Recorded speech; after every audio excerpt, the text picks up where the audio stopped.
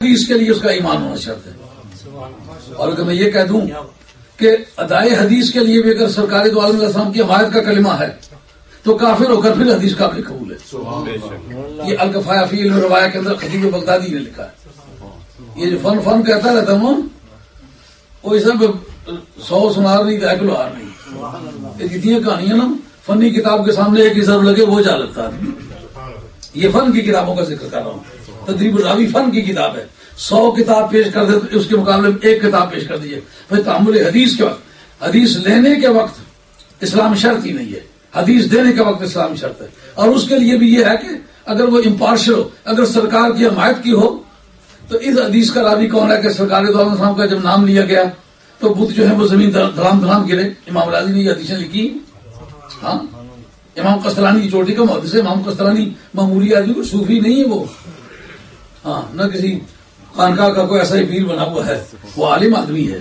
اور امام جلال الدین سیوطی اور ان کے درمیان ٹکر کی باتیں ہوتی نہیں. بڑا چوٹی کا محدث ہے. بخاری شریف اشارہ لکھے 10 جلدوں میں. معمولی آدمی نہیں ہے.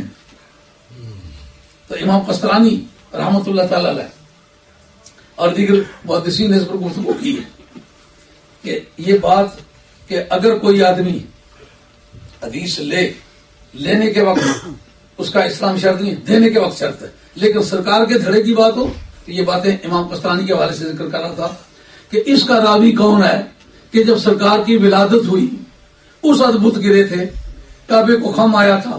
یہ سارے سنی وہابی سارے ملا کے بس ذکر کرتے نہیں کرتے.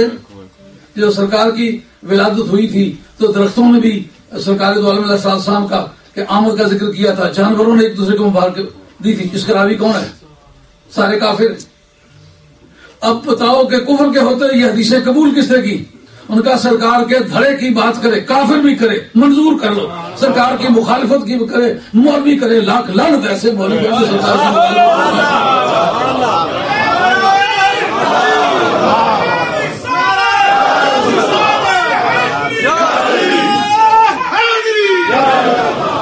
آپ کہیں گے یہ آپ اپنے جذبات سے کہتے. میں اگر بخاری پہ والا ہی وہ یہ کروں تو پھر کیا کرو گے؟ کیا مولا اگر بخاری جی حوالہ مہیا کر دے اور منسو نہیں جی ہونے نا کھاڑے ہاتھ انہوں کی مننا ہو رہا. اگر بخاری میں سے نکال دوں روایت کافر کی ہے, لینے والا بھی کافر ہے, اور حدیث جو ہے وہ امام بخاری نے درج کی تو پھر کیا کریں گے؟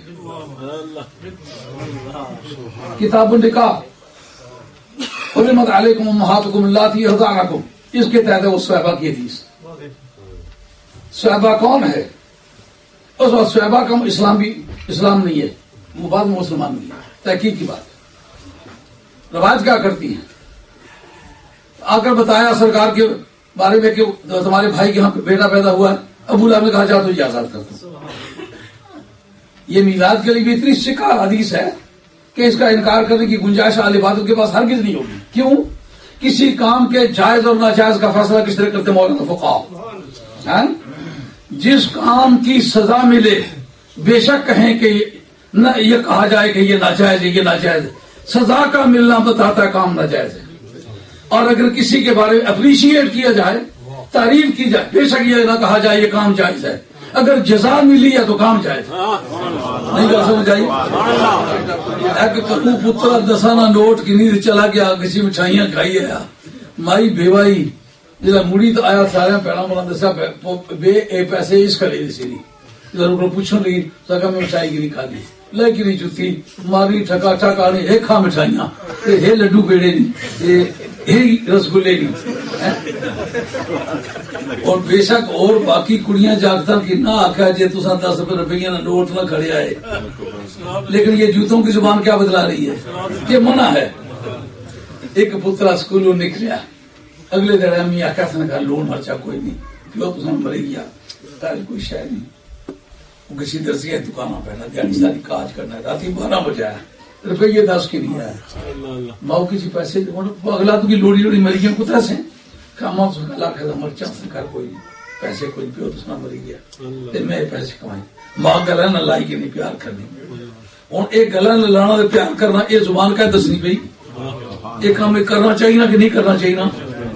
اس جگہ اس فارمولے کو ہم استعمال کریں گے اس کا راوی کون ہے؟ کس نے خواب میں دیکھا ہے؟ جناب عباس نے. جب جناب عباس نے دیکھا، یہ کب کی بات ہے؟ جس تاریخ بدر کی جنگ ہوئی، وہاں سے ایک تیز راؤ ایلچی آیا جس نے آ کے مکے میں بتلایا کہ سرکار جیت کے کفار ہار گئے. اس وقت حضرت ابو رافع رضی اللہ تعالیٰ عنہ پانی کی ڈیوٹی ان کی تھی، کیونکہ حضرت عباس کے وہ نوکر تھے. وہ جاتے وقت ڈیوٹی ان کی لگا کے گئے کہ کوئی نذرانے وغیرہ ملے کے وہ لا کے گھر دینا. ام الفضل بنت الحارث ان کی اہلیہ تھی، جو حضرت عبداللہ بن عباس کی اماں تھی. وہ بیٹھا ہوا پانی تقسیم کر رہا تھا ابو رافع، اور ابو لہب کی موجودگی میں جب یہ بات کہی گئی وہ اٹھ کے اچھلنے لگے. وہ مسلمان تھے. ان کا سرکار جیت گئے بے ایمان ہار گئے، سرکار جیت گئے بے ایمان ہار گئے. جب یہ نعرے لگانے شروع کیے تو آ کر کے ابو لہب نے ان کے منہ پہ تھپڑ مارا. انہوں نے کہا شرم نہیں آتی؟ روٹی کہاں کی کھائی ہے اور عید ان کے کہتا ہے. اس وقت حضرت ام الفضل بنت الحارث لے کے نا، وہ انہی دنوں تھوڑا وقت پہلے گزرا تھا نا کہ کعبہ شریف کو توڑ کے تو نئے سرے سے کعبہ بنایا، تو کوئی بھلے پڑے ہوئے تھے. اٹھا کے نا ایک مارا ابو لہب کے منہ پہ، تو اسے وہ سر پہ لگا نا کنپٹی پہ، تو وہ جناب 22-23 دن کے بعد مر گیا. اب بدر سے 22-23 دن بعد اس کا مرنا اس بات کی شہادت ہے نا کہ جس وقت حضرت عباس سرکار کے پاس گرفتار تھے، کفار کی طرف سے مدد کرنے کے لیے گئے ہوئے تھے، ادھر گرفتار ہو گئے تھے، ادھر یہ بے ایمان ہو گیا تھا. پہلے ہی بے ایمان تھا لیکن مر گیا، دار جہنم کو پہنچا. اب یہ مرنے کے وقت کافر ہے، وہ خواب دیکھنے کے وقت مسلمان نہیں ہے. یہ روایات انتہائی کمزور ہے کہ وہ پہلے سے ایمان لا چکے ہوئے تھے. اگر پہلے سے ایمان لا چکے ہوئے تو لڑنے کے لیے کس لیے گئے تھے؟ یہ کون سا نفل کا سوال تھا اس میں؟ جی اب حدیث انہوں نے لی ہے، کس کی لی ہے؟ خواب میں دیکھا ابو لہب کو. کیا دیکھا؟ کہ پوچھا کیسی بیت رہی ہے؟ اس نے کہا بہت بری بیت رہی ہے. کہا کیسے؟ کہا بہت عذاب ہو رہا ہے. کہا پھر کچھ رعایت؟ انہوں نے کہا اس انگلی سے کچھ مواد نکلتا ہے کہ جس انگلی سے میں نے سرکار کے میلاد پاک پر خوشی کا اظہار کرنے کے لیے انگلی اٹھائی تھی. بات سمجھ آئیے؟ اب اگر یہ کام سرکار کے میلاد کی خوشی منانے کے کیا مانا ہے؟ سیلیبریشن کا ترجمہ دیکھیے آپ. اردو میں منانے میں بڑی ایک کنفیوژن سی ہے. کسی کی بڑائی بیان کرنا اور بڑائی بیان کرنے کے لیے مجلسیں قائم کرنا، اس کا نام ہے منانا. منانا بھی ایک اردو کا لفظ ہے نا، پتہ نہیں. تو ایسا نہیں کہ گاٹے بھائی تو اس کی منانا بفان لکھ کے آئے.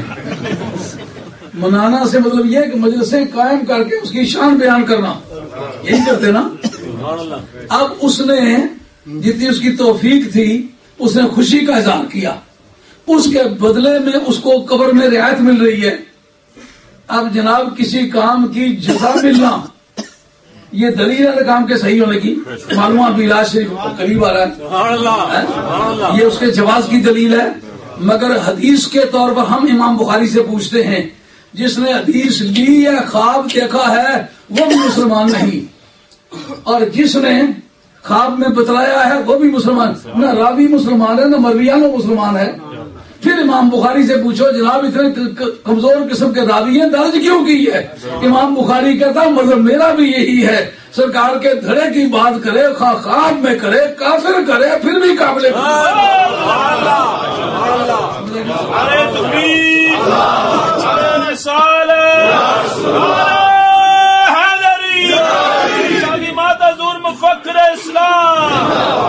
جو یونیورسٹی کے استاد نے کہا نا کہ جناب تحمل حدیث کے وقت وہ کافر تھے. میں نے کہا نہ تحمل حدیث نہ ادائے حدیث، سرکار کے دھڑے کی بات کرے کافر بھی کرے قابل قبول ہے. اب جناب استاد رہ کے تقریباً راوی نکال کے دی. اب اچھا میں بعد میں جواب دوں گا. میں نے کہا بعد آپ نے کیا جواب دینا؟ میرے بچوں کی حیثیت کیا دی؟ میں تو سرکار کے بارگاہ کی ٹھڑک کی وجہ سے آ کے بیٹھا ہوا. میں یہ ساری کتابیں میں نے پڑھائی ہوئی ہیں، میں پڑھنے کے لیے نہیں آیا. یہ باتیں پہلے گزر چکی ہوئی ہیں.